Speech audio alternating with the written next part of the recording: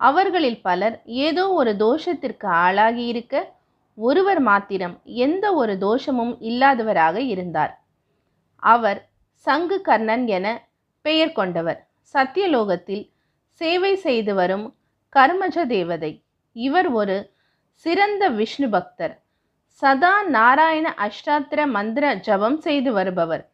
ஸ்ரீ லக்ஷ்மி நாராயணனை சதா மனதில் தியானித்து மானச பூஜை செய்து வருபவர். எல்லோருடைய நன்மதிப்பையும் பெற்றவர். மும்மூர்த்திகளும் ஒரு மனதாக இவரை தேர்ந்தெடுத்தனர். ஸ்ரீ மகாவிஷ்ணு பிரம்மாவிடம் சங்குகர்ண தேவதையை பூலோகத்தில் பிறக்கச் செய்து பக்தி சாம்ராஜ்யத்தை நிலைநாட்ட ஆவண செய்யும்படி கூறினார். சில காலம் கழிந்தது. சத்தியலோகத்தில் தினமும் பிரம்மா மகாவிஷ்ணுவின் பல அவதாரங்களில் ஒவ்வொரு நாளும் ஒரு அவதாரத்தை பூஜித்து வருவது வழக்கம். அன்று ஸ்ரீராமனை பூஜிக்கும் தினம். அதற்காக பிரம்மாவின் ஆணைக்குட்பட்டு விஸ்வகர்மாவால் ஸ்ரீ மூல ராமச்சந்திரமூர்த்தி விக்கிரகம் செய்யப்பட்டு பூஜைக்காக வைக்கப்பட்டிருந்தது. அந்த விக்கிரகம் பார்ப்பவர்களின் மனதை கொள்ளை கொள்வதாக இருந்தது. அந்த பிரதமை உயிரோட்டம் கொண்டதாக இருந்தது. வசீகரமான காந்த கண்கள், அகன்ற மார்பு, நீண்ட கைகள்.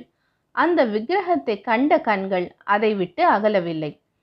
சங்குகர்ணனும் அந்த ஸ்ரீ ராமச்சந்திர மூர்த்தியின் அச்சாரூபத்தில் தன்னை பறிகொடுத்து இந்த விக்கிரகத்திற்கு பூஜை செய்யும் பாக்கியம் தனக்கு கிடைக்க வேண்டுமென அந்த ராமச்சந்திர மூர்த்தியிடம் பிரார்த்தித்தார்.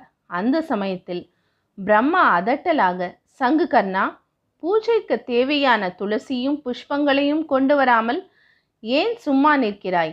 நீ உன் கடமையை சரிவர செய்ய தவறியதால் நீ பூலோகத்தில் அரக்கர் குலத்தில் பிறக்க கடவாய் என சாபம் கொடுத்தார்.